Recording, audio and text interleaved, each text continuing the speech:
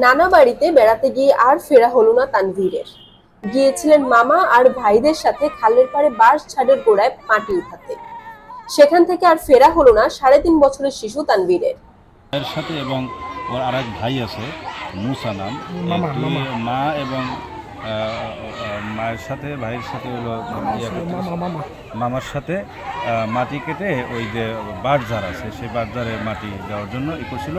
এক পর্যায়ে তাদের কাজ শেষে তারা ঘরে ঘরে গেছে। কিছুক্ষণ পরই হলো ওই শিশুর খোঁজ তারা করতে করতে দেখা গেছে যে তাদের ধারণা যে এই খালি নিখোঁজ। এখন আমাদের উপজেলা প্রশাসন আসছে, পুলিশ আসছে, ফায়ার সার্ভিসের লোক আসছে, তারপরে কোস্টগার্ড আসছে, স্থানীয় মানুষজনও কিন্তু অলরেডি অনুসন্ধানে নেমে পড়েছে তারা জাল নিয়ে।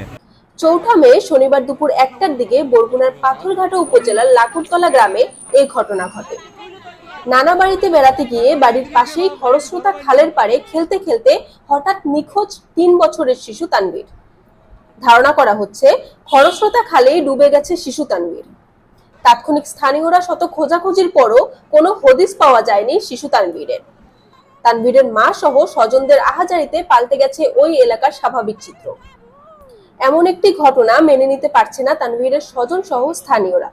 আমরা একটু যদি জানতে চাই যে একটার সময় ওই যে শিশু তানভীর ও নিখোঁজ হয়েছে, কিন্তু পরবর্তীতে ফায়ার সার্ভিসকে খবর দিলে তারা ঘটনাস্থলে এসেছে এবং আমরা কিছু লোকজনের কাছ থেকে অভিযোগ পেয়েছি যে তারা এখানে এসে দাঁড়িয়ে রয়েছে, তারা এখন পর্যন্ত কোনো পদক্ষেপ তারা নেয়নি। আসলে এটি আপনি এই বিষয়গুলো দেখছেন? এটি যদি আমি অবগত নই, যদি স্থানীয়রা এরকম এই সময়টায় যদি তারা অভিযোগ করে থাকে তাহলে আমরা আপাতত মনে করতে পারি এটা সত্য।